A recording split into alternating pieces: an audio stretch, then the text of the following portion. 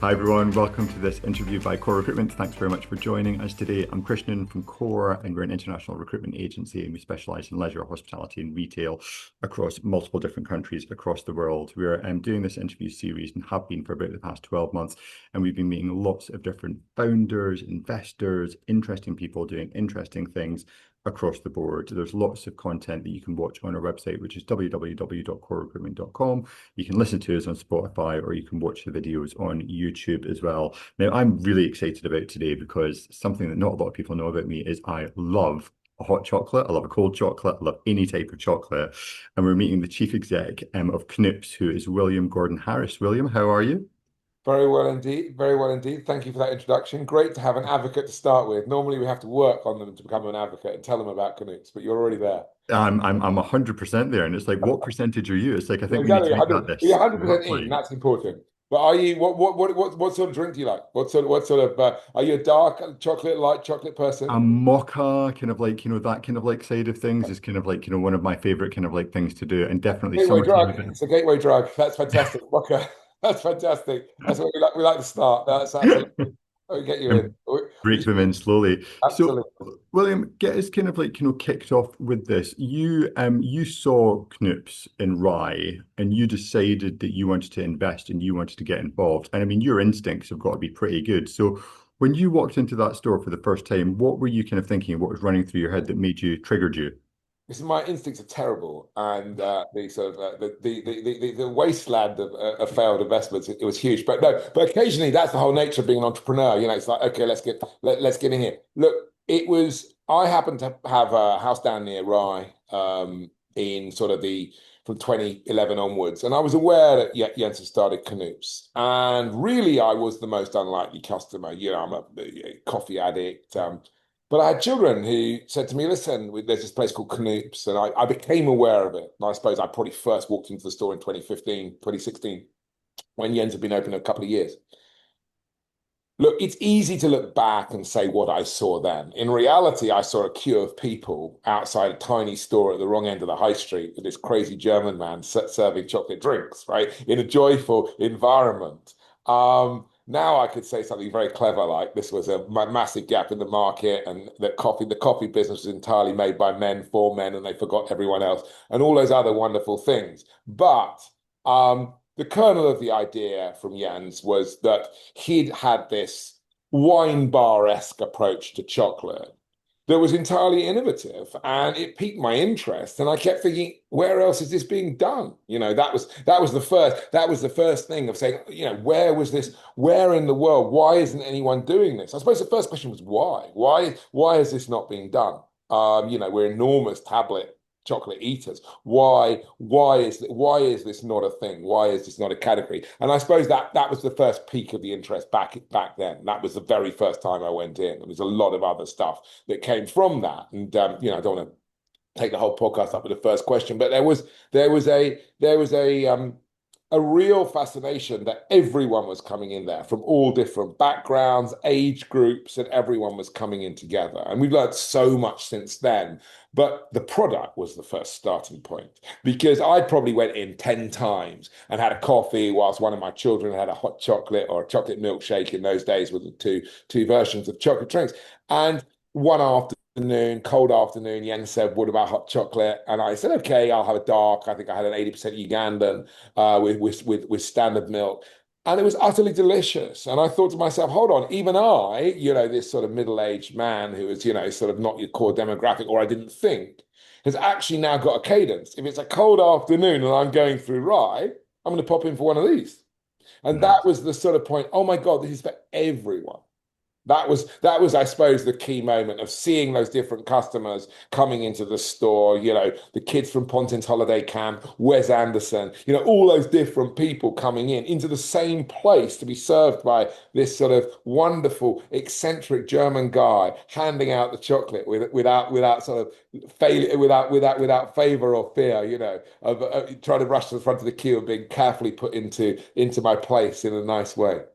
Love that. Starting Now, from one of the things which is so incredible about this story is the scale and size of your ambition. Now, people that I speak to about like who do you benchmark yourself against and who do you kind of like aspire to and all of that kind of stuff. And you've just gone straight in with we want to be the Starbucks of hot chocolate. You know, what I mean that's kind of it. It's quite a well, statement, right?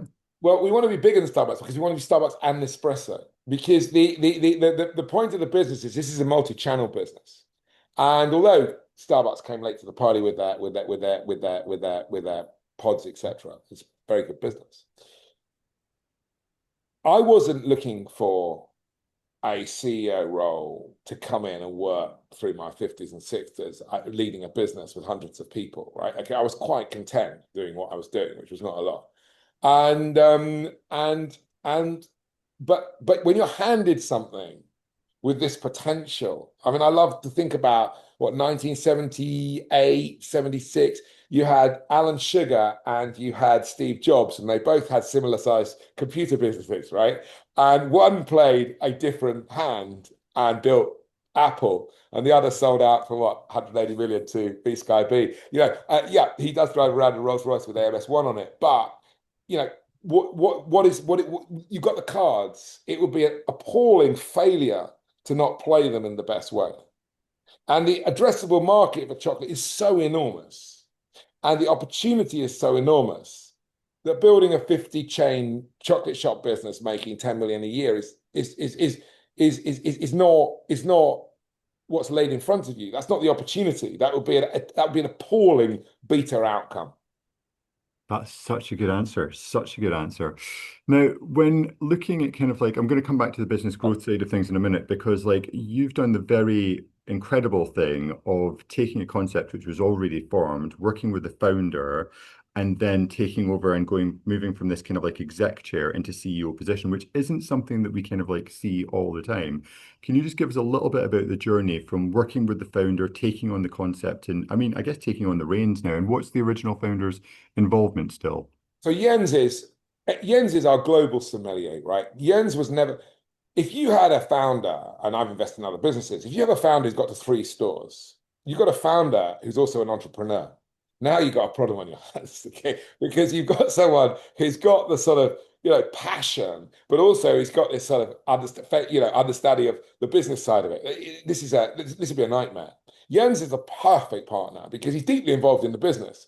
But he's the first to admit that he's got absolutely no interest or skill in the growth story or understanding any of that. I mean, I could tell you 1,000 hilarious stories, but it was probably best counted when we were opening in London, and he was still serving in the store, and someone came in and said, "Jens, we hear you're opening Knoops in London. This is so exciting. Where are you opening?" And he was carried on making the hot chocolate, and he said, "Oh, I don't know, somewhere busy, I imagine." And that really sums up his commercial input. I asked him, I said to him, Jens, do you want to go on a journey? Because I mean, I had to go. It piqued my interest, and I brought Jens in. And I said, look, I wasn't really thinking about any of this, but do you want to go on this growth journey? And I thought I'd do a year. And to answer your question about chairman CEO, when it became apparent what we had, I thought, okay, I had no idea my 50s were going to be wildly busy in building this business, right? But it would be an appalling failure not to take this and run with it. And therefore, the investor group said, look, the CEO needs to tell the story, right? I haven't got any other skills. I can't, I'm not an operator. I'm not a finance person. I don't know much about anything. But if this is going to become the multi-thousand store outlet this is going to be a whole load of headwinds. But essentially, it's maths. And the maths are advocacy because the addressable market is everyone. So if the maths is advocacy, it's like we've got to go out and tell this story because there's going to be thousands of people who say, okay, in an efficient market, you're saying you're going to build a business with unlimited scale that nobody else yet has even built this category, and you're going to own the category. The probability of that existing in an efficient market is almost nil. It's almost nil. But the main factor here that helps us is the coffee business is predominantly predicated through a very specific lens that's all around coffee and addiction and chocolate being love, which we can talk about later. But it's got a whole much more complex and differentiated sales process, understanding the consumer lifetime value, and there's a whole host of that in it. So back to your question, it was like, okay, Jens, you're going to go around and give us the chocolates we need around the world. You're going to go and taste these, and there was a very, very successful partnership of Bernie Taupin and Elton John, and what they've never been in the same room. It's like stick to your knitting, okay? I'm not saying I'm Elton John or Bernie Taupin, but we certainly got defined roles, okay? And he trusts me. It was like, okay, let's do this together, and it should be a bit of fun. I mean, it's damn hard work, but we keep reminding ourselves it's meant to be fun as we scale. For a business of that size and scale, I mean, the board that you have managed to kind of like construct, I mean, Julia Medcalf, kind of like Itsupra, Andrew Gary, all of that kind of side of things, incredible people that you've managed to kind of like enlist and kind of recruit on board for what is a reasonably embryonic kind of concept by comparison with what they've kind of done. How did you, I mean, obviously, I mean, I would have got involved after the sales pitch you've just given us, William. Do you know what I mean? I'm not questioning that. Yeah, exactly. But, It's but 10,000 hours of hard work selling. No. how did you attract, how did you approach, how did you convince those individuals to get involved? As I said before, this is maths. Okay, it's telling us it's turning a novice who knows nothing about Knoops, someone listening to this podcast thinking, "What is Knoops? I don't even know what it is," right? Into not a customer, but into an advocate. It's the same with staff, with recruitment. You're always talking to me about recruitment, right? This is about whether someone very, very senior wants to come and build a unicorn. And is that really a realistic proposition? And Julian sat on the board for a couple of years, and Julian said to me, William, I do not want to join a board of a company that I don't own. I don't sit on other boards. I don't invest in other businesses. I've got 7 children. I'm running Itsu. I'm so busy. He said, but I am going to do both of those things. I'll come and sit on your board because no one's ever built a multi-channel, multi-market, new category concept at the scale of this, okay? And I think you could probably pull it off, and I want to watch the movie. That's why I came on the board. And that is, and Andrew, Andrew's the most amazing man, a co-founder of Lush. And he's a very, very, very intelligent man, but he's also very good at simplifying things. And he said, look, you've got momentum and you're building a new category. And it's an execution play. And it's going to be a nightmare of all sorts of things of telling this story. But it is ultimately about driving this through with great people. And, it's not just those board members, it's the people who are executing at C-suite level. You're bringing them in and they're saying, okay, fine, I was going to become a CEO. I've been offered loads of CEO jobs, but I'll come in and run the COO role because I want to be part of this. Because also I delegate, right? I mean, if I was 30 years old, I'd have blown this business up, right? But now I just delegate, right? And let the people get on who are better. Everyone in this business is better at me at everything, right? But I will remind them that this isn't the Starbucks playbook. This isn't the Costa playbook. This isn't the Pret playbook. This is the Knoops playbook. And we need to follow the data and understand what we're building because there are huge differences in anything that's been built. This is multi-channel. It's, our CPG and our soon-to-be launched RTD business is hugely important around this. And it's a very cerebral exercise. Back to that point of, building out Apple or building out, Amstrad, there's different things. You've got to be ruthless. The detail of ruthlessness in staying focused, not getting distracted is huge. And that's people seeing that and thinking, you know what? There are loads and loads of tech businesses that can make these amazing outcomes. And we're not really in this for the financial outcome. It's can we build this incredible, incredible brand and multi-channel business? Is it possible to do? Back to Julian's point, right? Wow, can we do this? It'd be great. Who's going to play who in the movie? That's amazing. I mean, your personal story isn't one that you've always been very under the radar, William, you know what I mean? And it's kind of like, and it's almost like you formed with Knoops kind of like this ready hatched exec director and CEO on that side of things. Can you just give us a little bit about your background prior to this? Yeah, were you just hanging out in wine surfing? I'm an abject failure. No, I think that my go-to thing before Knoops was people say to me, well, how do you what is your go-to? How do you operate? And I said 4 days a week in the gym and 1 day a week of therapy. And I think it's a very, very important aspect to how one starts to put oneself above the parapet, right? I wouldn't do this for any business I didn't have total belief in. I've invested a large sum of money in it. I'm very I'm very invested emotionally in it.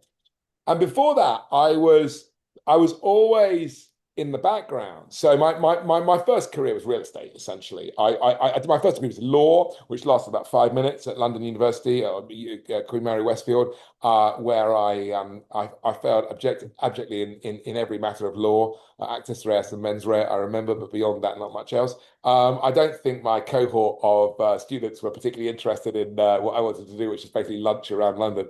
I've always been really interested in connecting with people and having great contacts and just enjoying being with people.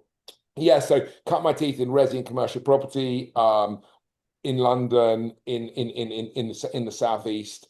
And in, I suppose, my late 20s, I moved into insurance around real estate, which came about because of a very strange and long digression, but into a very interesting part of insuring real estate through ground rents, which was an archaic part of the UK law about how owners of buildings insure on behalf of their long leaseholders, etc. And this sparked a huge interest in how insurance works and how captives works, financial engineering around that. And I thought, right, I can't be a non-graduate dealing with this. So I took myself off to business school, where they said, if you haven't got a first degree, you can't come and do a master's in finance.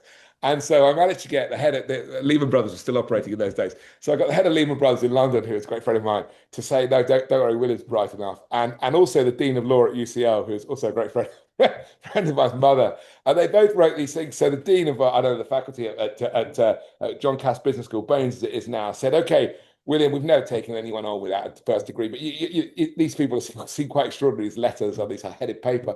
You better come and do a master's. My children are furious I got straight into do a master's because they've had to do undergraduate degrees. But anyway, so I arrived there and I realized that delegation was key when I found an incredibly bright Korean Chinese guy, who's a great friend of mine to this day, who did all the maths and I did all the presentation. And so we got a distinction and it was great. So we did that. But on the back of that, I started to move more into quantitative analysis around real estate, did some very interesting stuff around negative equity insurance, which ultimately was we assisted the government in their help to buy calculations for the Office of the Deputy Prime Minister, which was John Prescott in those days.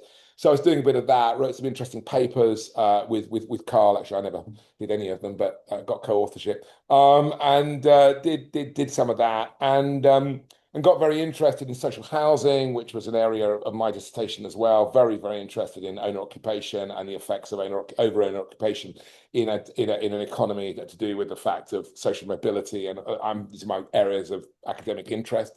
And after that, I came out. We'd set up an insurance business before I'd gone into business school, which we ran through that.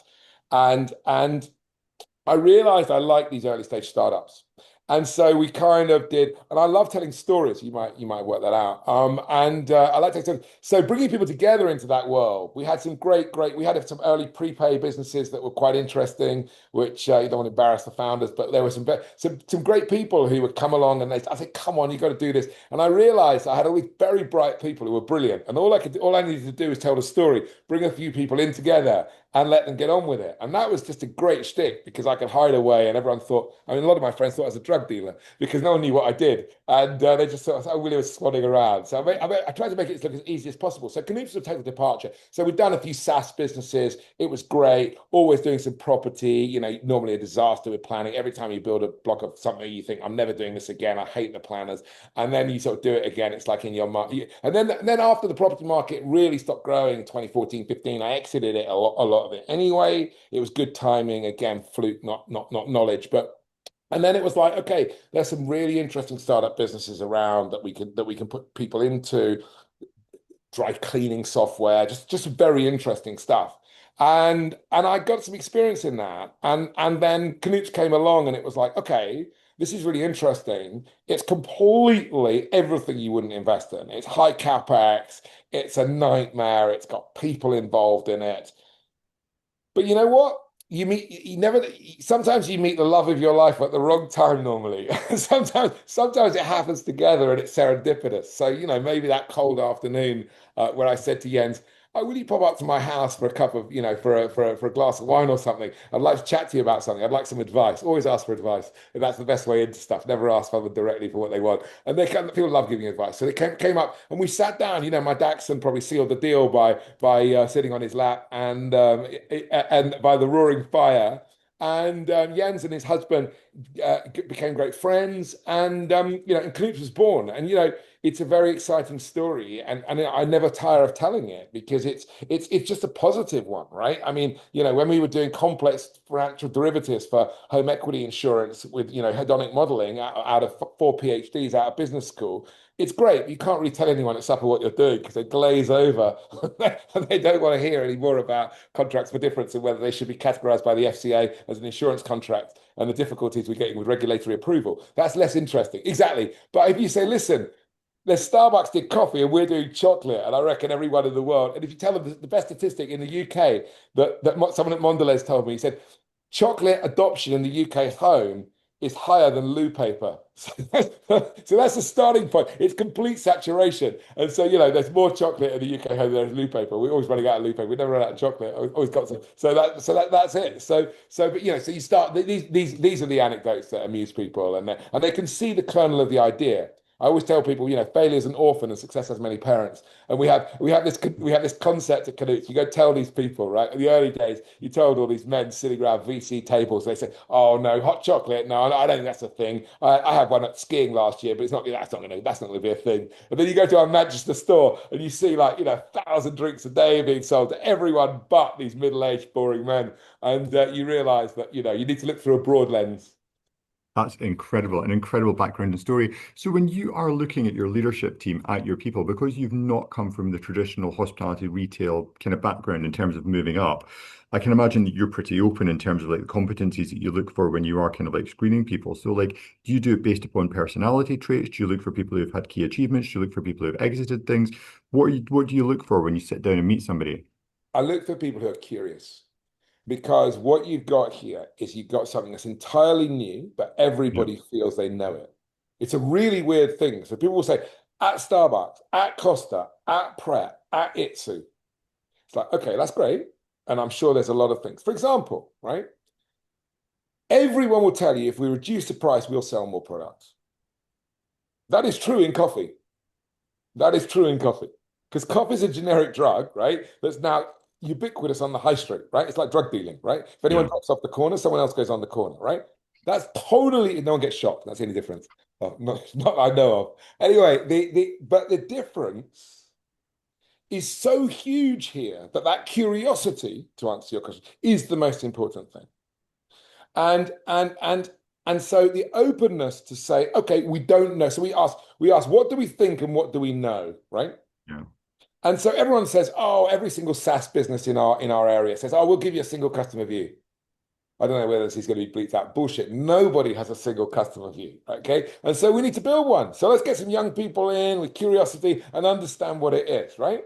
Klaviyo will give you a great view of your D2C part of the business, but it's not going to understand, who's buying it in Ocado or in the 10,000 new delicatessens and farm shops we're going into.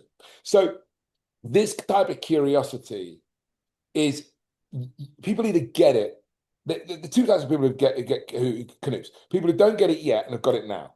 They're the only Yeah. two types of people. And it's that curiosity is probably the key thing. So it's not about, okay, have you and we over. I mean, my board will say, "Oh my goodness, why are we employing this person who's who's run the whole of Starbucks CPG business for the globe? And why? First of all, why do they want to work here? And secondly, why are we employing them? We can have someone very very very more junior." And it's like, why on earth would you even think that? Right? We're setting this thing up for success. We Yeah. need the best people. But we just need to keep growth under control because this is about. Someone said to me the other day, "Oh, Blank Street Coffee are doing really well." I said, "Blank Street Coffee are cool. We're not cool. We're famous." That's completely different because you've got a different growth trajectory. We're going to be famous forever, and we're going to be here forever. Okay. I don't know. I love Blank Street Coffee. It's very unfair. I'm speaking to one of their VC founders today, but Genki is cool too, and Genki could be cooler than Blank Street soon. So be very careful about your strategy. So understanding this from our leadership, right, of understanding what they know and what they think, and then proving what they know through data is super important. So that curiosity and open-mindedness are the key hiring decisions. Wow. This is a masterclass, William. It's absolutely incredible. I've written down so many analogies already. It's so good. Well, And that's what I do. I just tell stories. so like the aspiration, or sorry, the target that you've kind of given is 3,000 stores globally by 2030. That's five Well, that was years our away. first. That was before the rubber hit the road, and we realized that we had to tell people about this on the finance side. So we were constrained by capital, and we're constrained by and we haven't got any VC backing on purpose. Okay, I have no VC backing at all. It's all private capital, private patient capital. And so when I came out the door at the beginning, we said, okay, what does this business look like? Right, so we need a North Star. This is what we're going to do.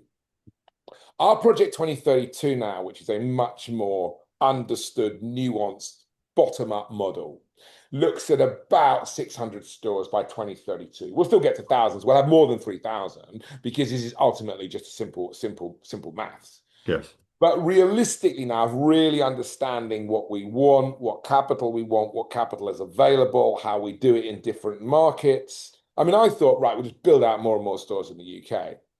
Is a more nuanced approach to this. Can we have 1,000 stores in the UK? Yes, absolutely, because I'll come on to how the stores build in a minute, involving coffee as part of the chocolate story, and the fact that the absurdity of starting a business in drinks that's purely coffee, which is ultimately a generic drug, is such a misunderstanding of how you sell drinks at scale. But we'll come on to that, and you remind if you wish to ask about that. Yeah. But the ultimate situation is to, yes, let's now grow out in the UK. But you've got to remember, we're a multi-channel business. So don't think about stores, think about volume of sales. We went to do Ocado in October in the UK because we were ready to do so. We are now the #1 luxury chocolate brand in Ocado without any advertising, without any discounting, out of the box, right? We're now, I shouldn't tell you this, but we're now outperforming Hotel Chocolat, right? That'll drive them crazy, right? In already, okay?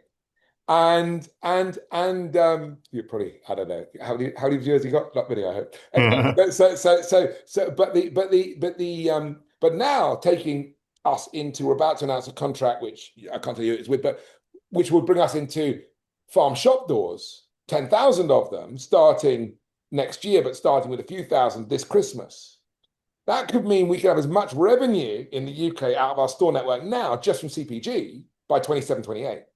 Now, so back to your point. So it looks like about 150 stores by 2032 in the UK, 150 in the US, 200 franchise rest of the world, and about 500 million pounds, so about $700 million of system income, and by 2032. And then we can probably stop equity and we can do the rest with debt to get up to those things. And I don't know what the franchise versus equity owned versus CPG versus the RTD cans, which will come in the UK next year. It's all part of that piece that Julian described earlier on, which was, oh my God, can you do a multi-channel, multi-market business, keep the wheels on and sort it all out? Yes, by having great people we recruit, who we delegate to, and also try to get everybody to understand this is time and fame. So don't worry about the bumps in the road and everything else, because ultimately, someone described this like the gym business, which was really interesting because I'd never thought of it as that. Everyone thought it would just be for people who worked out all the time. They didn't realize that gym subscription just went out and out and out to everybody. Everybody's a potential gym member. Different types of gym membership, etc. Not everyone's a member of Third Space or the new Six Senses in Notting Hill, but right the way down to whatever. But everyone is a potential. And so the addressable market was much bigger than anyone thought, and that's very similar to this now. So understanding that, I mean, I always tell the statistic that Rye, when I took the business along with Jens, I didn't take it over. I joined Jens on the journey 2019, 2020. I'll tell everybody now that store did 125,000 turnover a year, right?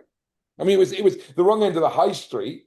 Yeah. 2,000 people live in Rye, and there's tumbleweed coming down the high street after 4 o'clock in February, right? But that store's open till 9 o'clock at night now and does 700 grand turnover. Wow.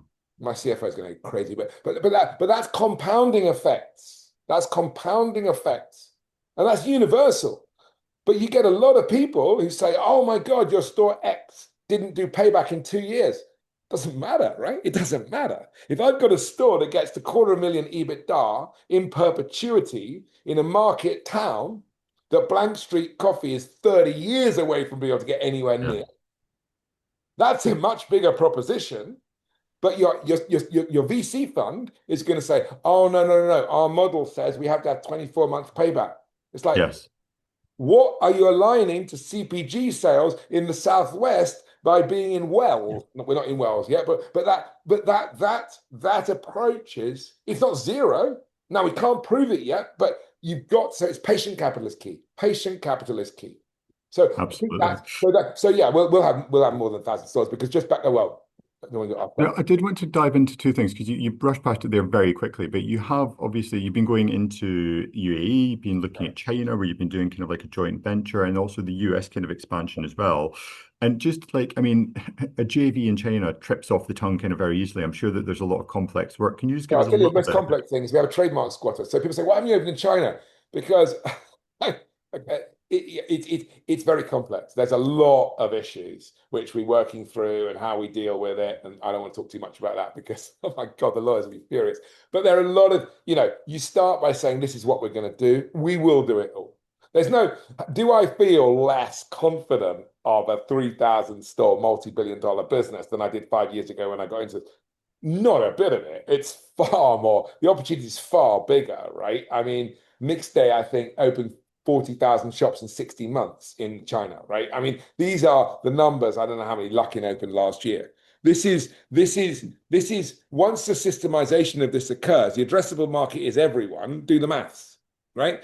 It's not complicated, but we're not just chasing that fame of saying, "Oh my God, Williams started a business, opened X number of stores." It's how do we systemize this so that we talk about the front end of Knoops being the customer facing joy, a billion different options of drinks, experimentation, happiness, distance to the counter, somewhere for everyone, no judgment, different day parts, ice, frozen, hot, frozen hot chocolate, milkshakes, time of day after the theatre, and I went to Paddington the other night afterwards, went into Covent Garden, had their hot chocolate, different day parts, different cadence, right? And then you've got this whole approach to that and understanding how that then works behind the counter of the systemization, right? So front of the counter, it's joy with Knoops. Back of the counter, we're a Patek Philippe run by AI, right? That's got to be the system that is absolutely bulletproof. And it's hard, right? I mean, I won't quote who said it, but someone said, after 50 stores, everything just goes to hell. It's a nightmare, everything gets worse. Julia said to me, when you've got 40 different types of outside furniture, you've lost control of the business. It's like, yeah. It's like it's systemization, right? Systemization. And it's relentless. And so all of that it's not complicated. We don't do food, we don't have wastage. And it's a nightmare business. I mean, it's a fantastic business. And Pano's doing an amazing job. God, I once said he didn't, and I love Pano. But it's complicated, right? It's fresh produce, it's wastage, it's dealing with it. Let me tell you something. Chocolate keeps, the milk's delivered overnight. And as long as I've got a DNA in the business to train those tastemakers who are interaction with the customers and tell them why they're doing it, and my weekly message is probably the only bit of useful work I do in this business, is telling people why they work here, is what this is about, right? That's what this is about. So there's no impediment to growth. The impediment to growth is getting it right. So we're opening in Utah next week. We're saying next week, it is actually next week. And that's a very, very big test. Why aren't you going to New York? Yes. Because I'll do the questions for you. Why? Because listen, I love Farmer J and I love Invus. They say, oh, it's great. Why are they going to New York? They haven't done England yet, right? Because let me tell you, there's a great story. One VC said to me, Joe and the Juice is everywhere in the world. And I said, no, no, no. Joe and the Juice is everywhere in the world. You go. That's a very, very different place in the world, right? And I think Carver, it had to work in Oklahoma, right? Or this has to work everywhere for it to work, right? So let me tell you how Knoop Store works. It sells 90% chocolate drinks when it opens. and it has great coffee in the morning. The coffee grows organically in the morning, and we have a great coffee offer on our app, which I'll let you go and your listeners go and examine. But it's a great offer before noon, which drives a lot of coffee traffic. The stores grow and grow and grow in the chocolate, but coffee also starts to grow as well, which means because we trade from 7 in the morning till midnight, and I'm sitting above our Knightsbridge store here in my little cubby hole, and this store does hundreds of pounds an hour between 11 o'clock and midnight. Coffee shops aren't doing that. Yeah. Okay. So you've got this longer asset to sweat, right? What's the logical outcome of white space tests in the market, right? It's not whether you can make it work in Knightsbridge or in the Upper East Side or Brooklyn. It's whether you have a sustainable operation down to 15 to 20,000 roofs, right? That is the test. And it takes time to prove that. We're not going to open out the box and do 2.5 million a year out of a site in 9th and 9th, but we will grow from a very profitable and sustainable first starting point and prove that over time. Okay. And my most important thing is my cost of capital. It's finding people who are intelligent enough, who are able enough to go away from the IC report from someone who's got 3 degrees from Harvard and was Olympic, champion in something, right? Was amazing at McKinsey or Bain, right? But actually understand that this is totally new. There's no playbook. You're asking people to adopt a new occasion. If you went back and looked at the first Starbucks business plan, Jackie Mason, look it up. Jackie Mason was an amazing comic who was a rabbi who became a comic. He was an amazing stand-up, sadly dead now. I used to go and watch him when he came over to London. He does a sketch of the Starbucks business model, and it is the funniest thing. He said, "Can you imagine people coming up with the idea of charging $3 for a coffee when you can get a perfectly good coffee in a diner for 90 cents, and it's brought to you by a charming person who wipes the table and gives it to you in a cup? And can you imagine the schmucks who are going to come and clear up their own table and blah, blah." And then he goes and says, and every single person in New York is queuing around the block. People wouldn't queue for a restaurant. They couldn't queue for a car dealership. They're queuing and they're paying $3 and they're stirring their own thing, wandering around. Anyway, it's a fantastic sketch. I'll let him, he does it better than me. But the point is that what happens to those stores, and it's really important to understand this, is that you suddenly become more profitable than a coffee shop. And then you say, okay, what's the problem? 4 people walk into a coffee shop, and one of them statistically won't want a coffee. And they're being served a secondary product. Back to who invented the coffee business. How mad is that? Why don't you have a differentiated taste product, which is chocolate, from 28% to 100, totally different taste profiles, totally different types of people, and types of age and day part that would want iced, hot, frozen milkshake of those. Start with that, the wine bar for the masses, right? Yep. And also offer great coffee, because I love Starbucks and I love Blank Street, but they're pressing a button. They're pressing a button, right? So that can be, the machines are amazing now.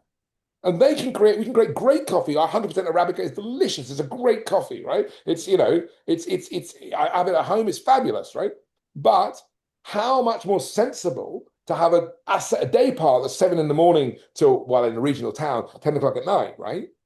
Which covers everybody and serves great coffee.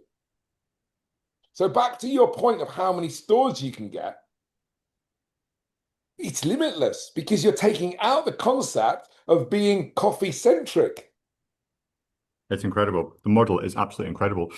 There's lots of companies at the moment on the hospitality side of things that are looking at going into multi-channel. And obviously this is something which is very much on your list. If you were mapping it out, what would you say the first steps are into kind of like doing that successfully? There are other chocolate providers who've got a direct chocolate wholesale business for flame. Yes. Unless you've got a brand, where's your moat? And how are you going to build a brand? You've got to have physical stores. It's unpopular to say. There are people who say, oh, we could go digital first into China. Maybe. You've got fantastic, but the experience of sitting there, right? I don't know, with my child saying they got a wobbly tooth, or someone, who says I love you or whatever it is. Those are the moments that you're associating with that category and brand. So in answer to your question, is it a new category? Isn't it a new category, right? I think it's a huge push from financiers to say, I'd much rather invest in a CPG offering because it's got much less capital involved in it. But the question you've got to ask yourselves is, where's the moat, right? Back to matcha, right? There are some brands, and let's pretend we're on the BBC. There are other brands that are available, right? There are brands that are great. I love them, right? But the question is what's the moat? What's the moat? Bold Bean is a brilliant business, and I think their moat is quite good. But Marks and Spencer's have just launched 55p beans, right?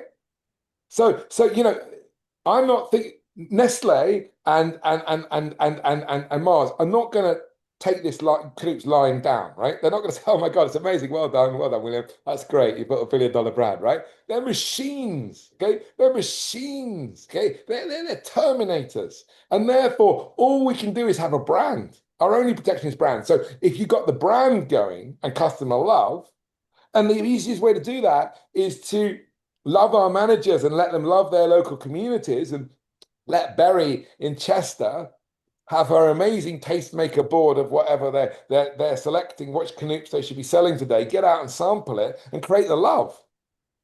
Absolutely. That's I think how you do it. But yeah, multi-channel. I think every business, and also we set the business up for multi-channel. People say to me, some of my investors say, "William, why are you doing so much? Are you mad? Why don't you just stick to one thing?" And I said, it's not an ego trip. We have to set it up now. It's painful. It's so painful. We have to set it up now. Because people say, "Oh, it's great that now you're pivoting into these farm shops and delicatessens. It's going to be great." So it was in my deck in 2019. Yeah. I've just made that up, right? But we couldn't do it until it's like a bit like in the movie when he said, "Don't shoot yet, get closer, closer, closer." We got to wait, right? We can't go into a multi-channel market in the UK. It's like cans. We say, "When are you launching your RTD can?" It's like our name recognition at the moment in the UK is 17%, right? On a lead basis. We probably need 40% name recognition before I put cans across the UK in petrol stations and supermarkets. Otherwise, it's just going to sit on the shelf. Yeah. I could do a LinkedIn post saying we've been listed in Tesco's, big whoop, right? What's that got to do with the price of fish, right? I mean, people, I love it. Well done, well done. It's like, that's not a strategy. That's just, I don't know, addiction to social media. 100%. There's been a lot in the media, kind of like obviously, and lots of your competitors and yourselves put out a lot about supply chain when it comes to coffee as well.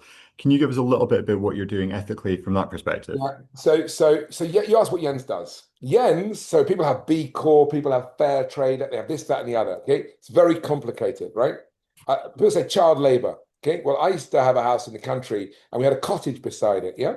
And my son was 14, used to mow the lawn, right? Well, technically that is child labor, right? My rental on my Airbnb was probably down to child labor. So it's very complicated. So a single supplier in Peru who got a family who are all working together might have technically under the actual laws, child labor issues or whatever. We cut through all of that. Jens goes and gets to know the growers or the providers and understands it. And if we put it onto the menu, Jens has said, "I like the taste." The supply chain team have said it's possible to get it into the country. Finance have said it fits within the cost profile. And those three, and Jens has said it's ethical for this brand. It's my name. It's not my name above the door. It's Jens's name. Jens is the founder of this business. He was the genius. He came up with the idea. I just happened to be a board finance graduate who wanted to do something. But this is the way it happens. So there are a lot of that, and people talk a lot about it. What I'd rather not do is see an accreditation being the leader of them. I won't say greenwashing, but just trying to do our best. It's complicated. We've got, people say to me, "Oh, it's just a business to make it." We've got to, in order to do more good and everything else, we have to have a profit. We have to have a sensible business. But yeah, it's a very, and our supply chain has been elevated hugely. We have a fantastic head of supply chain based out of Dubai who is, it's all about efficiencies. We flake our own chocolate here in the UK, so everything else comes directly into the shops. We flake for our consumer packaged goods business. understanding how we do that, huge step up in volume there. 2027, 28 will be the biggest step up in volume in the UK business, will be actually out of CPG. I mean, how many more stores we do will depend on, capital and the allocation of that versus the US versus other things. That's just going to be a factor of having an extremely, extremely good CFO now who's grown up, and we're scaling up carefully now. Absolutely. Now, one thing that we haven't really touched on as much, which I know is kind of like a major important factor for you, is obviously the people and the culture kind of like within the business. And I'm not sure if this is kind of like an urban myth, but is there an email that goes out from you every Friday Yeah, it's Monday now. explaining your decision making to Yeah. the whole So company? I have this long email, sometimes too long. We put it on Fourth now as well. We have a great platform called Fourth, which you probably know, which is the sort of employee sort of Facebook where they all post pictures of the sampling and things. It's wonderful to see. And I write a long email, and it's on Mondays now because we said, people are very busy. We have very busy weekends. They can't read it. So can you do it on a Monday? And a lot of people say, oh, why have you mentioned this and why have you mentioned that?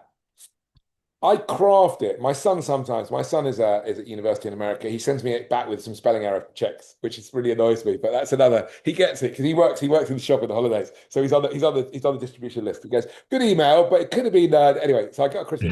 But the answer to your question is yes, and we send it to some other stakeholders, some other investors and things love to receive it. Look, this business, to your point on recruitment, is why are you here? Why we are doing something that is not easy. We're doing a multi-channel, multi-market business, with very high costs, dealing with all these because we're building something enormous and we need everybody. I mean, I'm going to a shop and the air conditioning duct is dirty and the window's got a smear on it and I can't. I mean, I have to walk past the shop to go out to the office, and I go get window lean, and someone says you can't use window lean in a commercial setting. And I'm going down there, and they say you're upsetting everyone by going in there, and therefore you're trying to explain to people why it's important to look the customer in the eye, why it's important to. I mean, I was leaving the office yesterday, and this is a tall office building, so it's got 4 floors, and it's just a tiny building. But and I heard that and during this hot weather, air conditioning's on 2 floors, and the top floor doesn't have air conditioning. So there's a fan that pushes the air up to the top window, and I heard it was on. I think I'm 55, 56, and it's like quite a long way up. And I thought, no, I need to go turn off that fan. It saves some electricity. And that's being 110% Knoops. I don't think Martin would have noticed our CFO to the bottom line, although he probably would, of whether that is an important thing. But that's the thing, it's carrying the post up. It's if you're passing the downstairs. It's the fact that there was a tap leaking in one of the staff rooms, and what's that going to cost for logistics to do it? I was popped into New Line in Notting Hill and picked up a cartridge and fitted it, right? And that's what you're asking me to be. We talk about being 110% Knoops. And I can't ask, and we can't, the pay scales in this business are the pay scales in the business, right? We can't, we've got to make a profit in order to get this business growing. So we can't, it's not like investment banking where you kill what you eat, right? This is like, you've got to do this together and we need everybody. And the culture has to be one of can do.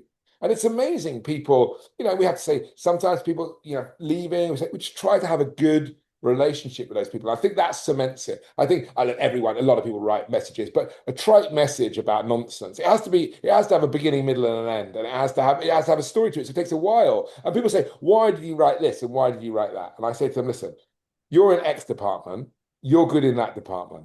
I tell messages. If I craft this bit of that, it might have a fifth level effect of what I want it to do, right? Okay, this might be the butterfly leaving the plant somewhere in the Amazon, right? Okay, it's going to end up with a store in Amsterdam. I don't want to explain it to you, okay?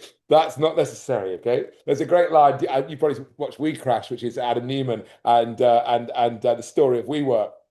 It's a great bit in it where he wants to get the investment from SoftBank and so the head of SoftBank said this conference in India. He said, "Get me on the plane to India." And he knows that Mostin has had a bad relationship with. He's very close to his father, and his father was instrumental in his life, etc. Don't know whether you read Lionel Barber's book on it, but it's very interesting. Anyway, so Adam Newman gets into this conference, and he brings his father, and he completely, hams up his love of his father, and then he gets his brush past with the head of SoftBank on the way out. You see, and someone says, "Who was that?" He goes, "My audience." And it's a very, very good line. I mean, obviously, no one wants to be like we were, but understanding who your audience is absolutely critical. And sometimes the audience will be the supply chain team, sometimes it will be some other stakeholder, but it's tied together with just telling the story, right? Because I don't know, one day I might be asking you for a job, but the point of it is what are the characteristics, right?